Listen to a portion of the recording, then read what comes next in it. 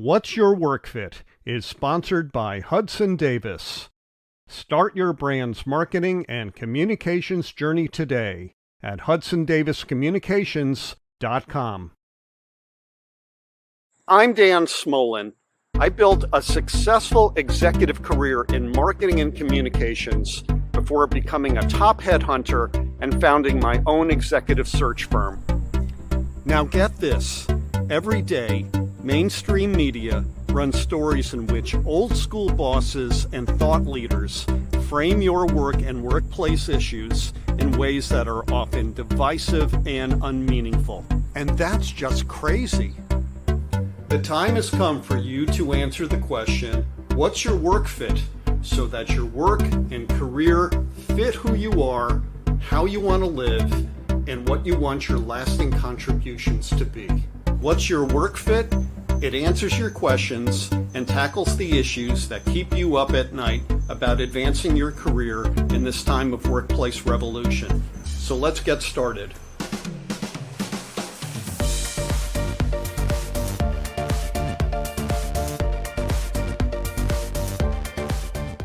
Hey, good day, everyone. Dan Smolin here on What's Your Work Fit. I hope you're all doing well, and thank you for joining us today on the live show. It's going to be a lot of fun. We will get to our wonderful guests in a moment. But first, you know my ask. If you submit a future What's Your Work Fit show question, and we pick it for a future episode, you will get, with our thanks, this wonderful What's Your Work Fit baseball cap. It's our way of saying thanks. Now here's the rub. You have to submit a question. You can do it by emailing me at dan@dansmolin.com, or you can hit me up on instant messaging, certainly on LinkedIn, where I'm all the time, and post your question, your fever dream question, which is keeping you up at night about the work you do and hope to do, and also impacts your work fit. So that's my big ask for today. You all drive this show. Your questions, your wonderful questions, such as the one we're going to get to today from a viewer, drive the show, What's Your Work Fit? So that's what I'm going to say about that. Okay, we're going to get to our guest right now. Welcome. Where is she? Where is she? Why, there she is. Christine Passo, how are you? Hi, Dan. I'm great. You know, I was really hoping you were going to be wearing that shirt with the bikes on it, the one you were wearing when I met you. Oh, yeah. Well, that's a little too casual. I got my uniform, my work shirt that I wear on What's Your Work Fit. But, you know, maybe if I do a live show outside of the studio, that would be really great to do. It's a great conversation piece. Well, let me tell you a little bit about Christine. She's my friend, first of all. She's also an esteemed life and connection coach who leads her clients to, and I love this, unapologetic self-acceptance and compelling relationships that unfold in the workplace and beyond.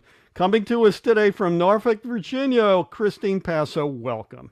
Thank you so much, Dan. It's awesome to be here. I mean, what a pleasure it was to meet you last month and to put a real laugh and a real personal face to our call today means a lot. Thank you so much for having me. You are welcome. I enjoyed that meetup so much. You know, for many of us coming out of COVID, it was the first time we got to use people skills in 3 years. And so that was a lot of fun and a lot of laughs indeed. And we all made wonderful friends that hopefully will last our lifetimes, you included.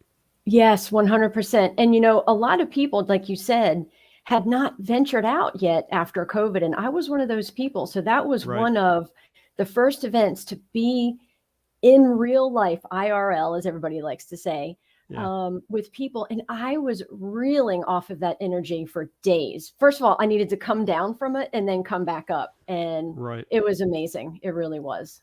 If any of you have not been to Washington, D.C., or if you live around Washington, D.C. and have never been by the waterfront or haven't been there in 10 years, go, do, explore, experience. It's wonderful. We had such a great time. We did. And I'm originally from that area. So it was a little bit of a homecoming and then back to where I live now. So R- it was awesome. right. Like me, you spent your adolescent years in Montgomery County, Maryland, as I recall, right? I did my young child years and my teenage years, and even through college. Well, I went to UMBC up in Yeah. Baltimore. So yeah, Maryland was home for a long time. Before we get into the viewer question, I was wondering if you could tell me and our audience about the work that you do, Christine. Sure, I'd be happy to. Thanks for asking. Mm. So there are actually two sides to my business. I am a keynote speaker, and I'm also a life coach for experienced women. As a life coach, I inspire both career minded and household CEO women to discover their worthiness and true purpose. And I'll tell you, there is nothing I'm more passionate about because I went through that myself. In addition, as I mentioned, the other side of my business as a keynote speaker, I share awareness about the unfortunate decline in the ways that we are communicating to connect and the results that leads to and how we give and receive care. So I offer tips and workshops to both my community and to small and medium-sized companies about how we can connect on deeper levels to build stronger teams at work and develop more meaningful relationships in our personal lives.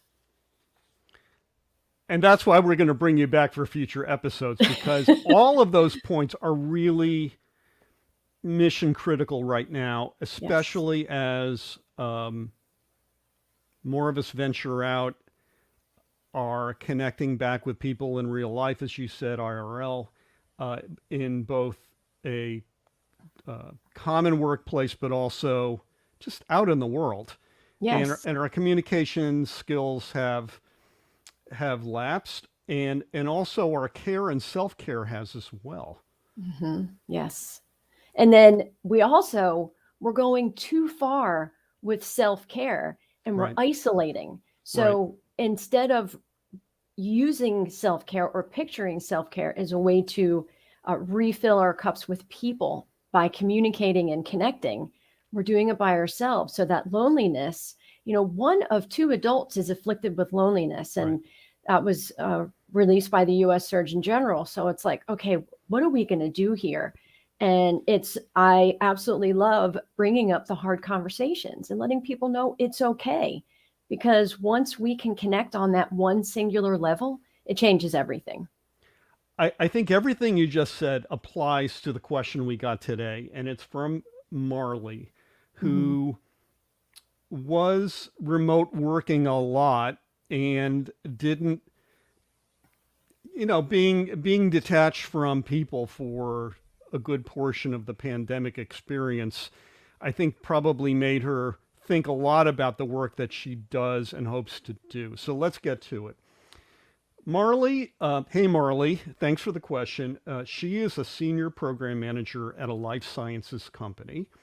And a few months ago, she read an article about a company that claimed to have replaced its managers with coaches. And I know you're going to talk about that, Christine. At Yes. first, Marley was absolutely terrified at the thought of such an organizational change, especially since she gets along so well with her hiring manager.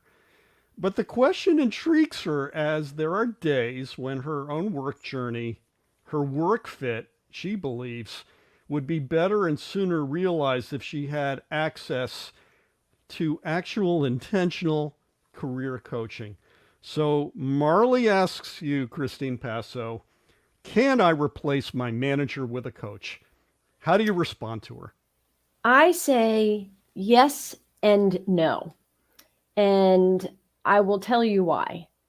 So, managers are essential. Managers come from the history of the business, of that industry. And a lot of managers have already been in that role before. They know what to expect and what might be coming down the pipeline, whether it's a sales team, a marketing team, the IT team. They've been there. And then you have the coaches. The coaches are planners.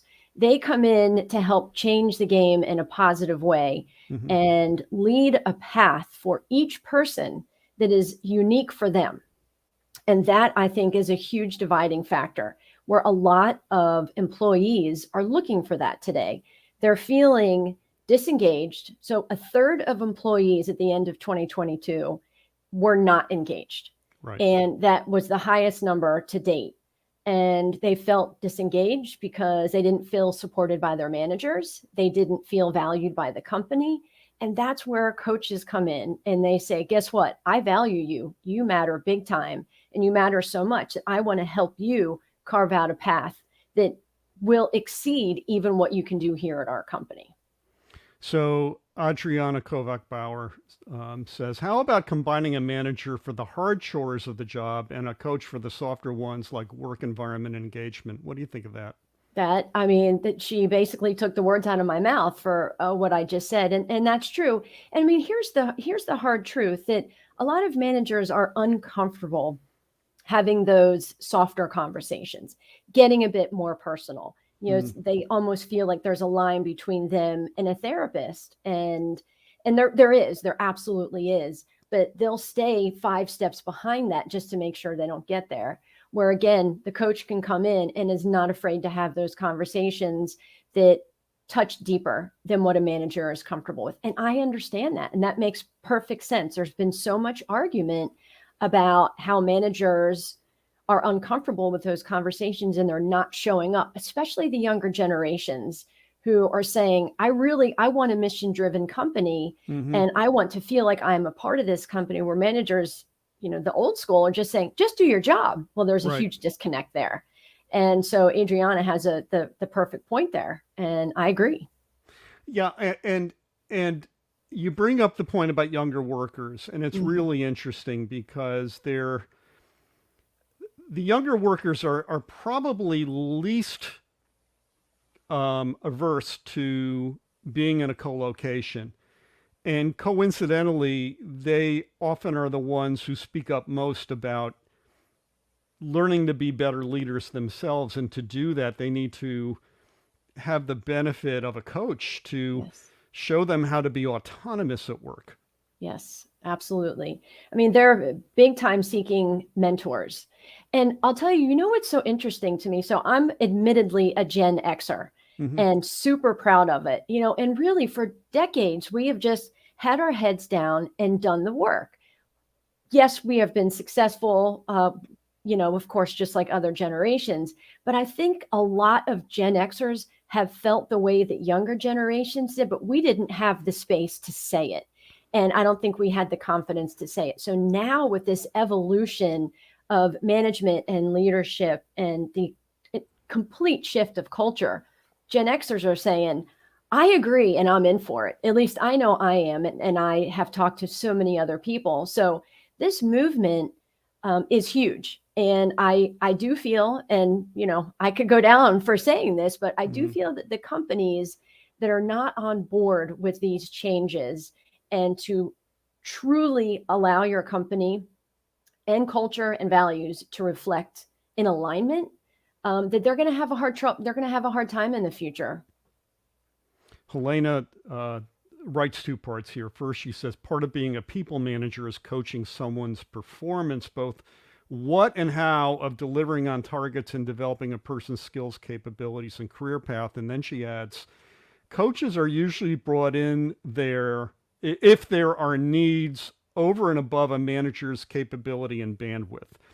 So to that last point, I mean, yeah, it's kind of that article was kind of clickbaity, replace your managers with coaches. Yeah, I get it. And they got a lot of readers, but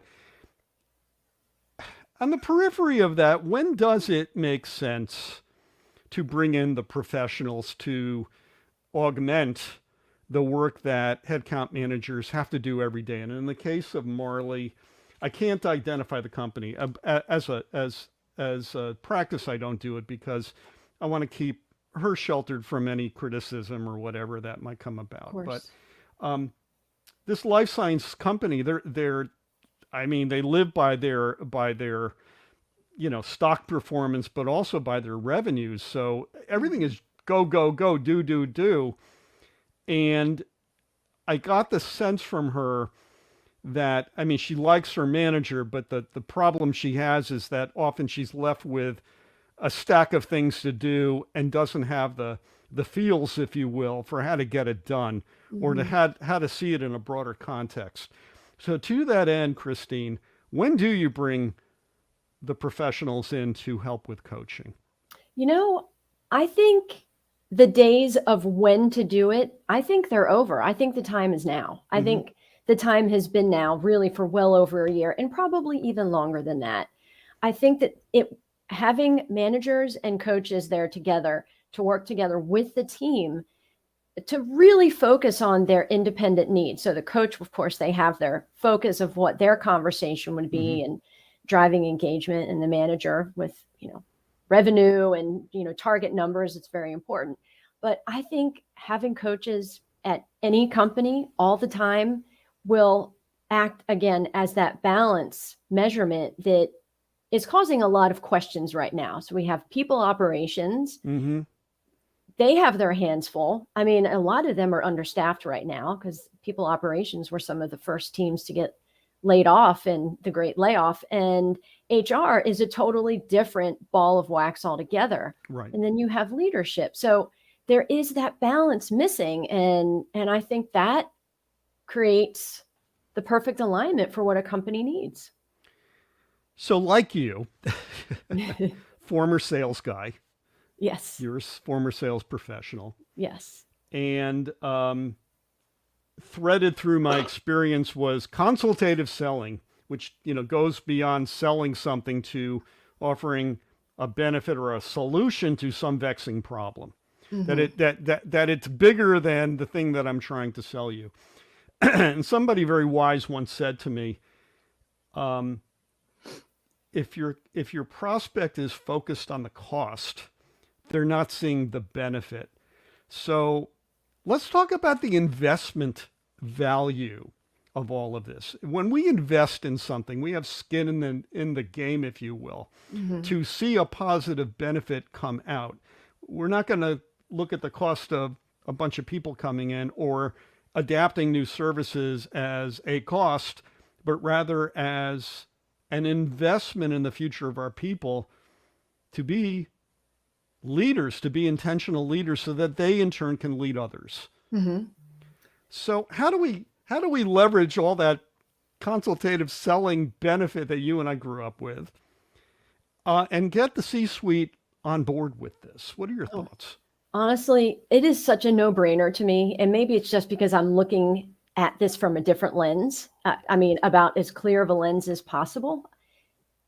So when you have disengaged employees, most of them resign and they go someplace else. Right. So then there's the cost of interviewing, hiring, orientation. I mean, it's thousands of dollars. And then what happens if that's a leadership role? So you have a leader, a manager that is unfulfilled. They're getting too much, they're managing too many people, and maybe they're Mm-hmm. getting a lot of flack for not performing their job well. Well, then they leave. So that's even higher price for hiring, recruitment, orientation, onboarding.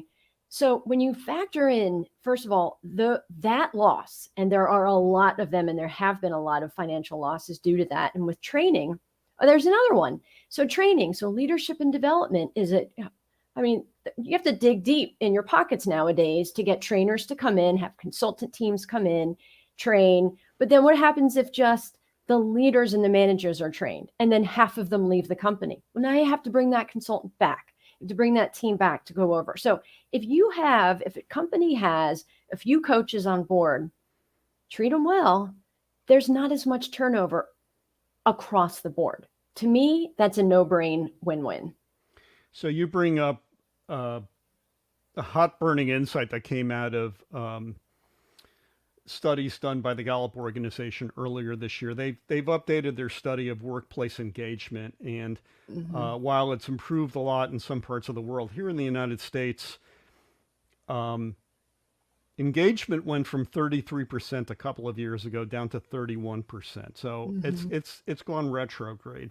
And to Yes. make matters worse, we now know that 59% of people who feel disengaged are uh, quiet quitting. They actually put that in the survey, and it's statistically valid. They went out with a big panel, and so 59% of the workplace is thinking about leaving.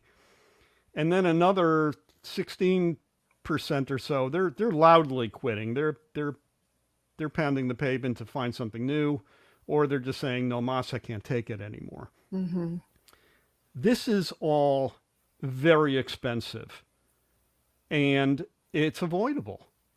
And really, if you think about it, and again, after my sales career, I spent 20 years in recruitment, and I'm fully aware of the investment value of people. They are Mm-hmm. the most important asset a company has, Mm-hmm. and they are expensive. But if you guide them right, you treat them right, and you teach them how to lead, and your coaching is intentional about it, Mm-hmm. then your ROI more than makes up for any expense that was represented by bringing them in the first place. Absolutely. Absolutely. You know, I read an article yesterday, I think it came out a week or two ago from Fast Company, and they're Mm-hmm. talking about well-being washing. Have you heard of this? No, but you're going to tell me, and I'm here with rapt attention to learn. I'm super excited to tell you. So, Right. really, well-being washing has been around for years. It's when a company posts their values on their website. Mm-hmm. And when you go through the recruitment process, they say, well, this is our culture and this is how we do it. And then you get into the company and none of those values are being practiced. Right. It's well-being washing. So that's the term for it now. I've just been saying the company's lying, for Right. years. I mean, Right. just call a spade a spade. But that is contributing to this issue. So you're hiring new employees and you get them in and they're like, no, this is not at all what I want to work here for. Again, Yeah. I want mission driven. I want honesty. I want leadership that's going to guide me. And none of those things are happening. So then they become part of that percentage of employees that you just talked about, Right. that either leave or just collect a paycheck. And the company is throwing their money away there as well. So not even if they leave, but if they're just collecting a paycheck and doing the bare minimum versus somebody that is being coached and being led well by their manager and has clear career goals set through the coach and through the manager. Everybody's working together. I mean, I would stay at that company 100% because they're fulfilling not only my career goals, but my personal goals. You know, words are cheap. And Yes. 20 years in recruiting, and I can't tell you thousands of job specs that I would get. And you'd get to the boilerplate where they describe the company. One of my favorites was, we're a big family. And out of frustration, I finally said to the hiring manager, when was the last time you were at a Thanksgiving gathering? Seriously, Right. you really want to do that? But what ends up happening is that somebody, and I can't put this on the HR person, it's usually somebody in the C-suite, comes up with all this palaver that, oh, we're this and we're that, and we're virtue signaling and we're doing all this wonderful stuff. And then you get in and it's nothing like it. My job as a recruiter was to try to cut through that, because the last thing I wanted to do was burn a really good recruit, somebody who actually maybe I was friends with, from getting into a situation that was going to be an absolute train wreck. Yes. That doesn't have a really good ROI to do something like that. So you called it well-being washing. Yes. Yeah, we're going to put a hashtag on this playback, well-being Yep. washing, because I think Yes. that's really interesting. So Jim Murray kicked in an insight here, which I think, I love when our viewers do this. 2 weeks ago, sponsorship. Last week, mentorship. This week, coaching. That's a three-legged table for workplace success. I think he's right about that. What do you think? Oh, absolutely. I mean, sponsorship, mentorship really to me is both the manager and the coach. Sponsorship, also the manager and the coach. I mean, again, and then to throw in coaching to agree with the argument from the article, that I shared, I think it was about 2 months ago. It's the direction we're going. And you unknowingly set up your podcast that way. So I think that you were sending yourself a message that you weren't aware of. The universe was telling me that, and I had to get the message, and you're absolutely right. That came about kind of organically, and it really was a function of when people got scheduled for live shows. But it worked out beautifully, and thank you, Jim, for pointing that out. I want to get to Steve's point, which is that I thought this was interesting. Marley's question seems like it's rooted in frustration. And maybe the result of too much deliverables emphasis and not enough coaching. Well, I think Steve's right there. If everything, and especially if you're in a publicly traded company where you're at the whims of equity holders, that's got to be really difficult. And I've got friends that are in top 50 companies, and some deal with this and others don't. That's got to be, I think Marley is representative of some of the people out there having fever dreams about what's unfolding in the workplace on a day-to-day basis. Well, I think a lot of the influence comes from what we're reading. So the articles that are written, and on LinkedIn, there are posts everywhere about how important it is to be a good leader and how to manage your employees and your team. So, we have that influence coming in from us and thinking, well, yes, that's what I want too. And then your company, like, as you mentioned, the C-level, they're up here saying, well, this is what we're doing, but then it's not being done. And that is so common. And actually, I really do believe that the C-level, they really do think that's what's happening. They are so disconnected from what the stakeholders are actually going through and experiencing that they almost don't want to know the truth. And that's probably not true, but to then have to admit that what they thought is not what's happening with their company is a little bit of a gut punch. So that'll be difficult for them to swallow. I mean, I think that the majority of companies that might be approached and asked and say, hey, let me come in and assess your company. We can help determine how your leadership feels about leading their teams and how your stakeholders feel about leadership. A lot of them don't want that. And I can understand why. So you made me think up a question, and it's really framed around one of the topics we're talking about this fall, which is a special themed live shows around workplace and what a muddled mess that whole concept is. Because so many big companies have massive leaseholds that they're trying to hold on to, because if they abandon them, it's billions of dollars thrown away.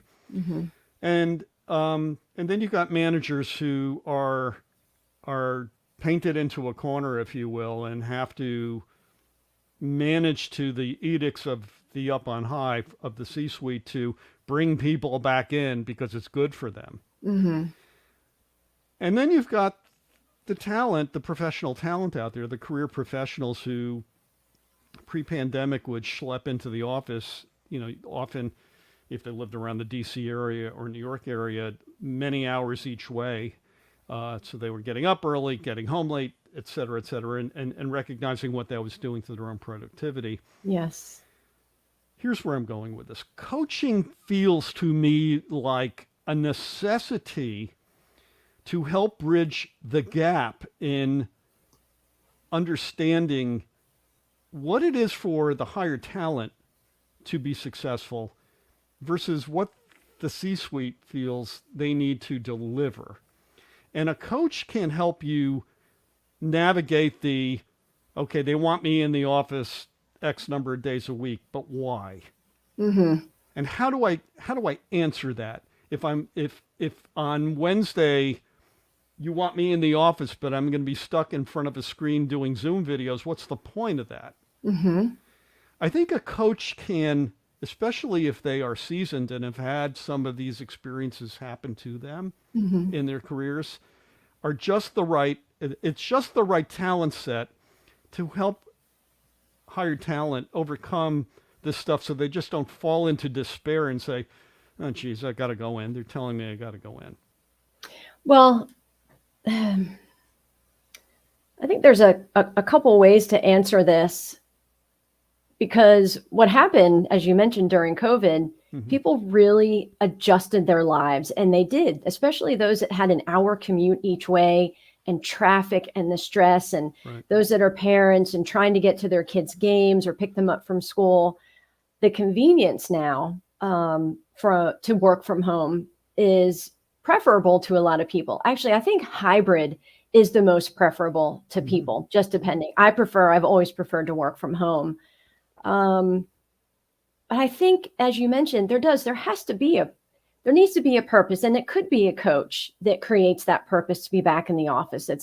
It's not just virtual meetings, that there is a reason to be in the office. And, that's a tough thing to balance too, because there are some people that are still working from home and aren't going to the office. So you can't cut virtual off altogether. No. But perhaps by having a coach in the office that is there to help that employee plan as they go along. First of all, there's a purpose. Oh, I'm going to see the team coach today. We're going to talk about this, this, and this. And that just might be enough. And especially if the manager's in there, you get those days to have real team meetings and conversations and create that true purpose versus you go in and all you do is hang out on virtual meetings. I mean, that to me is a waste of gas. Mm-hmm. It absolutely is. And yeah. I want to see if we can flesh out these ideas because, one thing I've learned ever since COVID is I don't know what I don't know. And I think a lot of people are discovering that as well.